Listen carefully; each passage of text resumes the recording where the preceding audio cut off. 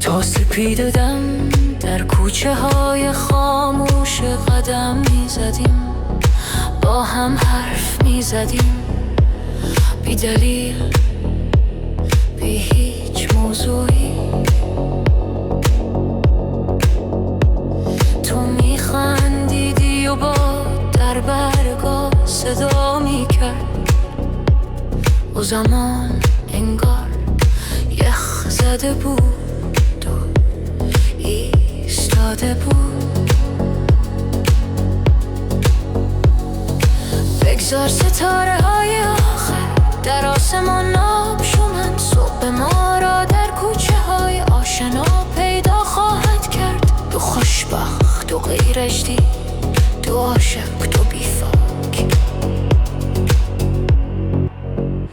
اون نیازی به کلام نیست، فقط یک نگاه، فقط تو. دستم در کف دست توست، با تو همه راه ها را خواهم پیمود.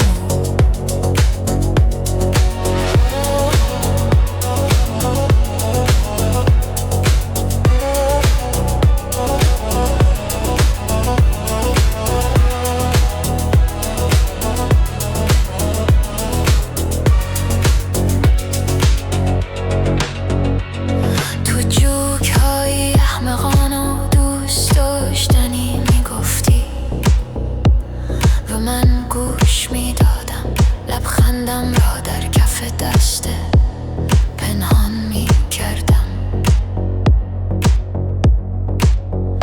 و انگار همه ستاره ها هم با ما ایستاده بودند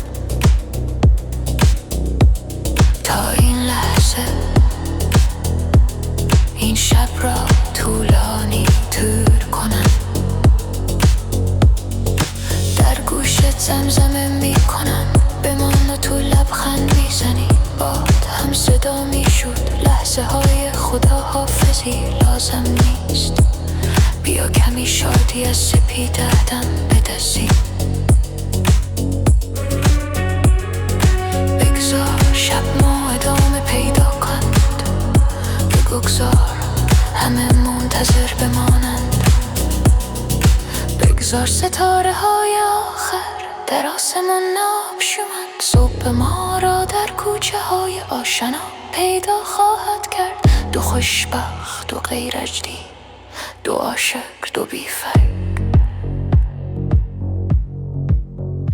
اون نیازی به کلام نیست، فقط یک نگاه، فقط تو. دستم در کف دست توست، با تو همه راه ها را خواهم پیمود.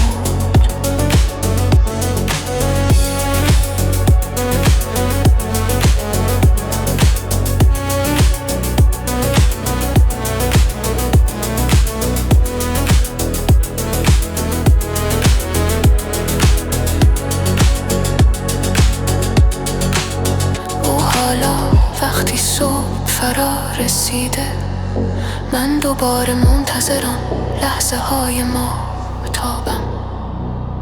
تو دوباره دست مرا خواهی گرفت.